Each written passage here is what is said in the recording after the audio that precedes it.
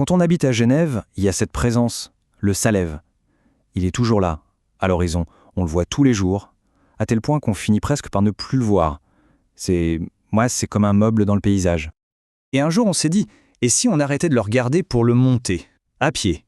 Mais attention, l'idée, c'était pas du tout pour la performance, pas pour cocher une case sur une liste. Non, c'était juste pour marcher, simplement voir ce qui se passe quand on prend son temps, quand on monte doucement, pas après pas. Pour comprendre le Salève, il faut d'abord se dire une chose. Cette montagne, elle a une mémoire immense. En fait, elle nous regarde depuis bien plus longtemps qu'on ne la regarde. Le truc avec le Salève, c'est que c'est une montagne frontière.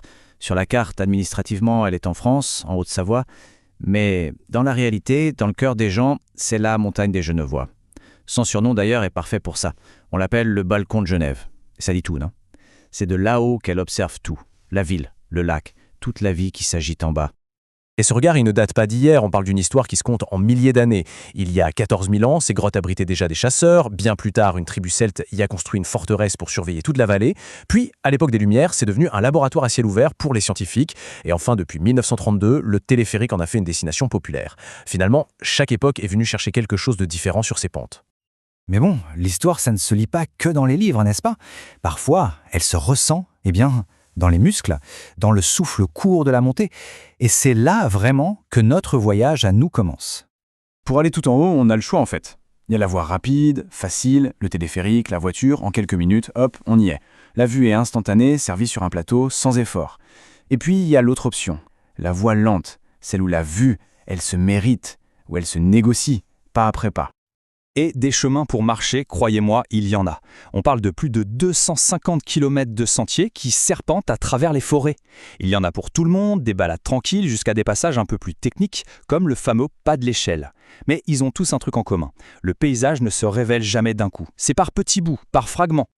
Et c'est ça le point essentiel, je crois. La montagne ne se donne pas comme ça. Elle se négocie, vraiment, respiration après respiration. Et bon, on va être honnête 2 minutes, il y a forcément des moments, en pleine montée, où on se demande un peu quelle mouche nous a piqué d'avoir eu cette idée. Mais on continue quand même. Et c'est justement en continuant, comme ça, qu'au milieu de nulle part, on est tombé sur un truc complètement inattendu.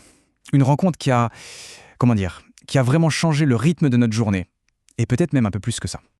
On marche, on tourne au détour d'un virage, et là, paf, des couleurs vives qui dansent dans le vent.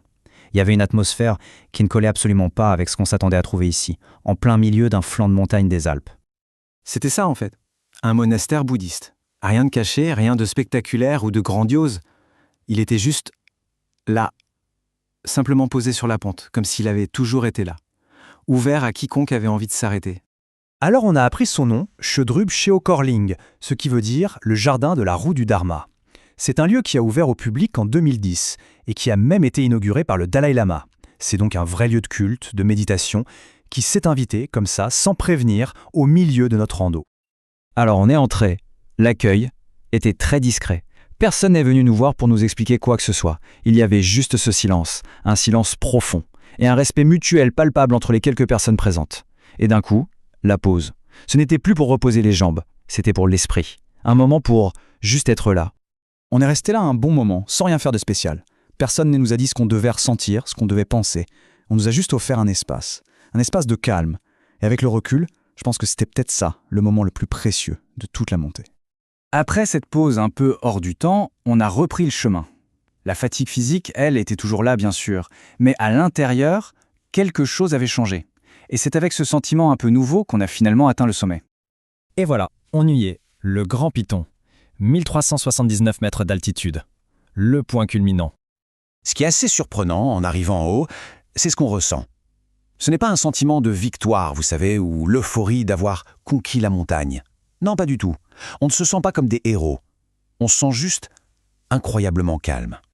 De là-haut, bien sûr, la vue est à couper le souffle. On voit tout, Genève, le lac Léman, le Mont Blanc au loin. Mais, contrairement à ce qu'on dit souvent, le monde ne paraît pas plus petit. Non, il paraît plus clair. C'est comme si tout retrouvait sa juste place, sa juste proportion. La perspective, ça change vraiment tout. Au final, la conclusion de cette journée, elle est assez simple. Le Salève, ce n'est pas vraiment une montagne à conquérir, un sommet à cocher sur une liste. Non, c'est plutôt une montagne à fréquenter. À l'endroit où l'on revient, de temps en temps, pour se réaligner un peu. Et ça nous laisse avec une question, une idée qui reste en suspens. Et si finalement, dans beaucoup de domaines de la vie, la meilleure direction, c'était bien vers le haut, mais en choisissant d'y aller lentement,